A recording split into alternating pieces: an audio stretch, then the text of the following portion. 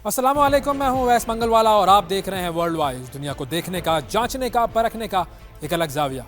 पाकिस्तान एक अमन पसंद मुल्क है, लेकिन इस मुल्क पर जब जंग मुसल्लत की जाती है या जब कोई ऐसा मुल्क जो कि पाकिस्तान की सालमियत पर, पाकिस्तान की खुद मुख्तारी पर बुरी नज़र डालता है, तो फिर पाकिस्तान उसे जवाब देने का पूरा हक रखता है और उसे मुकम्मल तौर पर जवाब देता भी है। यही कुछ दिखाया है पाकिस्तान ने।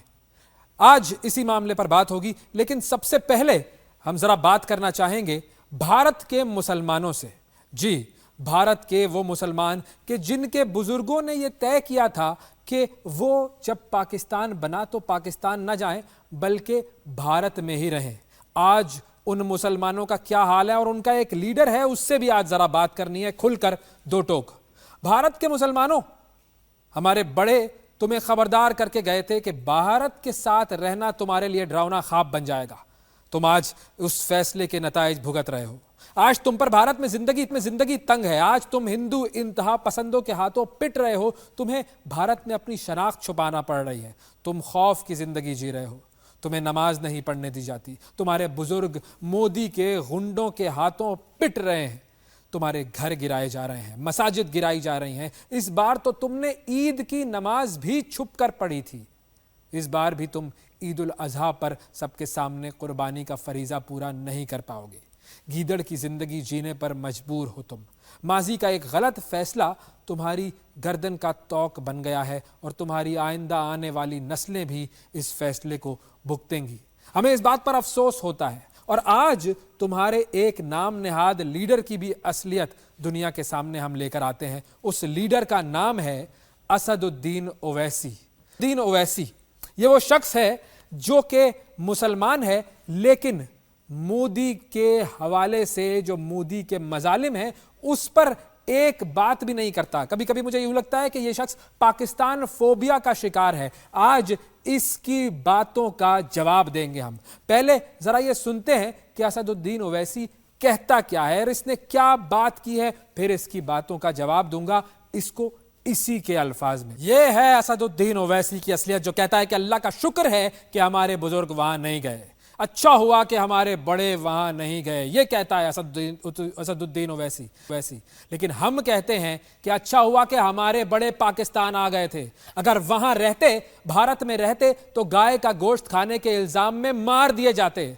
असदुद्दीन ओवैसी, तुम कहते हो कि पाकिस्तान मलेरिया की दवा नहीं बना सकता, लेकिन तुम ये भूल जाते हो कि भारत वाले आज तक अपने मुल्क में टॉयलेट तक नहीं बना सके हैं। कायदे आजम ने कहा था ना कि मुसलमानों को बार बार भारत से वफादारी साबित करनी पड़ेगी, और तुम मोदी के डर से रोजाना यही करते हो। तुम में जुर्रत नहीं है। क्यों तुमने ये लिबादा ओढ़ कर रखा हुआ है? क्यों हिंदुत्व के आगे झुक गए हो? क्या तुम्हारा ईमान मुतजलजल हो चुका है? तुम कहते हो कि पाकिस्तान जो है उसमें घुस के हमला करना चाहिए मोदी को, लेकिन तुमने देख लिया कि किस तरह पाकिस्तान ने तुम्हारे जहाज गिराए। पहलगाम हमले के बाद एक बार फिर ये बात वाज़े हो गई है कि भारत के मुसलमान कितने ज़्यादा वल्नरेबल है। तुम सांस भी डर डर कर लेते हो। तुम पर तशद्दुद होता है, तुम्हारे कारोबार का बायकॉट किया जाता है, तुम्हें नौकरियों से निकाला जाता है, तुम्हारे लोगों को उनका नाम पूछकर नौकरियों से निकाला जाता है। आरएसएस के गुंडे सरेआम धमकियां देते हैं तुम्हें। न सिर्फ धमकियां देते हैं बल्कि वो ऐसा कर भी रहे हैं, कत्ल भी कर रहे हैं मुसलमानों को। उत्तर प्रदेश में खुलेआम मुसलमानों के रेस्टोरेंट में काम करने वाले मुसलमान को हिंदू इंतहा पसंदों ने गोली मार दी। कातिलों की हठधर्मी यह है कि वो इसकी वीडियो सोशल मीडिया पर जारी करते हैं और मुसलमानों के कत्लेआम का शोर मचा रहे हैं और कहते हैं कि पहलगाम में मरने वाले 26 अफराद के बदले में 2600 मुसलमानों को कत्ल करने की धमकी देते हैं। उस वक्त वो तुम्हें मुसलमान नजर नहीं आते। असदुद्दीन ओवैसी, अपनी आंखें खोलो और देखो कि किस तरीके से हिंदुस्तान एक हिंदुत्व रियासत बन चुका है। वहां की सिक्योरिटी, वहां की रियासत आंखें बंद कर चुकी हैं। मोदी के गुंडे, लुटेरे, कातिल सरेआम दंदनाते हुए, कत्लो गारत करते हुए फिर रहे हैं और ये तुम्हें नजर नहीं आता। मुंबई में इल्ज़ाम में एक बेगुनाह मुसलमान वहीद शेख को 10 साल तक दहशतगर्दी के इल्ज़ाम में जेल में रखा जाता है और बाद में कोई इल्ज़ाम साबित नहीं होता। भारत में मुसलमान हर लम्हा मौत के खौफ में हैं, तुम्हें यह नज़र नहीं आता। असदुद्दीन ओवैसी, तुम खुद को मुसलमानों का लीडर कहने वाले एक झूठे हो। کیا تمہاری آنکھوں پر پٹی بندھ گئی ہے؟ تم اپنی بھارت سے وفاداری ثابت کرنے کے لیے اس حد تک گر چکے ہو کہ تمہیں بھارت میں مسلمانوں پر ہوتا ہوا ظلم نہیں نظر آتا۔ تم خود کو بچا لو گے، لیکن ہندوتوا کا شکار ہونے والا ہر مسلمان جو بھارت میں ہے وہ تمہاری اصلیت دیکھ رہا ہے، اور تم اور تمہارے جیسے ٹاؤٹ بے نقاب ہو چکے ہیں، اور ان کو بے نقاب ہم کرتے رہیں گے، لاتے رہیں گے تمہارے جھوٹ کے حوالے سے تمہاری اصلیت اور اس کا پردہ فاش کرتے رہیں گے۔ ڈاکٹر ماریا، میں چاہوں گا کہ ہم تھوڑا سا اس چیز پر بات کریں کہ اب یہ معاملہ جو ہے وہ کتنا ایسکلیٹ کر سکتا ہے۔ اس وقت جو صورتحال ہے وہ آپ کے سامنے ہے، واٹ ڈو یو تھنک؟ سب سے پہلے ہمارا جو رسپانس اب تک رہا ہے اس کو آپ کیسے دیکھتی ہیں، اور پھر ہم اس پر آتے ہیں کہ یہ معاملہ اب کتنا ایسکلیٹ کر سکتا ہے آپ کے خیال میں؟ دیکھیں، ابھی تک تو پاکستان نے بہت ریسٹرینٹ کے ساتھ اس کا جو ہے ہندوستانی حملوں کا جواب دیا ہے، اور آپ بڑی سوچ سمجھ کر اور بڑے ناپ تول سے جو ہے ان کو فوجی نقصان یا عسکری نقصان بھی پہنچا رہے ہیں۔ لیکن مسئلہ دراصل یہ ہے کہ ہندوستان ابھی تک آپ کے خلاف 4 مختلف حملے کر چکا ہے۔ پہلا حملہ جو ہے وہ انہوں نے نیریٹو کی بیانیے کی بنیاد کے اوپر کیا، جس پہ انہوں نے کوشش کی کہ کسی طرح اس دہشت گردی کا جو تمام ذمہ داری ہے وہ پاکستان پہ ڈال دیں۔ اس میں وہ بری طرح ناکام ہوئے، کیونکہ پاکستان کے میڈیا اور پاکستان کی طرف سے جو موقف اور جو بیانیہ آیا وہ بین الاقوامی دنیا نے مانا بھی، اور ہندوستان سے کہا کہ وہ ایک انٹرنیشنل امپارشل انکوائری کرے، اور ابھی امریکن صدر نے بھی یہی بات کی۔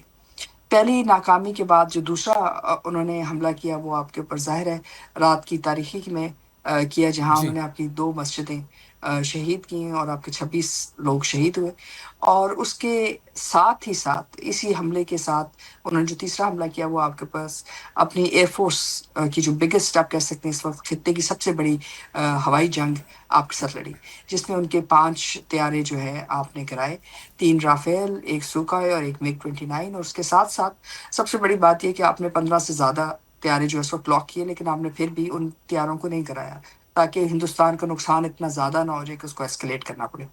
لیکن انہوں نے آپ کی بات نہیں سمجھی، اور اس کے بعد ابھی لاہور کے اوپر اور پورے پاکستان کے طول و عرض کے اوپر انہوں نے ہارپ جو ہے ڈرونز جو ہیں ان سے پاکستان پہ حملہ کیا، تاکہ پاکستان کے ریڈارز کو ان کا تعین کر سکیں، اور اس کے ساتھ ساتھ پاکستان کے خلاف کوئی اور جو ہے اسٹرائک کر سکے۔ جی، پاکستان نے یہ بھی کرائے تقریباً 77 ڈرون جو ہیں ہم آفیشیلی کہہ رہے ہیں، یس، اور غیر مصدقہ جو اطلاعات ہیں اس کے مطابق تقریباً 99 آپ نے ان کے ڈرونز کرائے ہیں، اور یہ جو ڈرون ہیں یہ اسرائیلی ساخت کے ہیں، اور تقریباً ایک ڈرون کی قیمت $10 ملین ہے۔ سو اس کا مطلب یہ ہے کہ یہ کوئی چھوٹا نقصان نہیں ہوا ہندوستان کو، اور اس کے مد مقابل آپ نے صرف ابھی تک جو ہے جموں اینڈ کشمیر میں جو ان کی پوسٹس ہیں اور ان کی جو ملٹری پوزیشنز ہیں ان پہ حملہ کیا ہے، لیکن ہندوستان کی طرف سے یہ بات بارہا کہی جا رہی ہے کہ پاکستان پہ میزائل حملے کر رہے ہیں، وہاں یہ لگ رہا ہے کہ پورے پاکستان پہ حملہ کر دیا گیا ہے، یہ جبکہ تو ایک جھوٹا نیریٹو بیان ایسی کر رہے ہیں۔ بات مطلب نہیں ان ہے۔ کی اگر میں آپ برکھا دت کو سنوں تو ان کے پاس تو ایک پاکستانی جو ہے وہ جہاز بھی گر چکا ہے، اور پاکستانی پائلٹ بھی انہوں نے قید کر کے رکھا ہوا ہے برکھا دت صاحبہ نے۔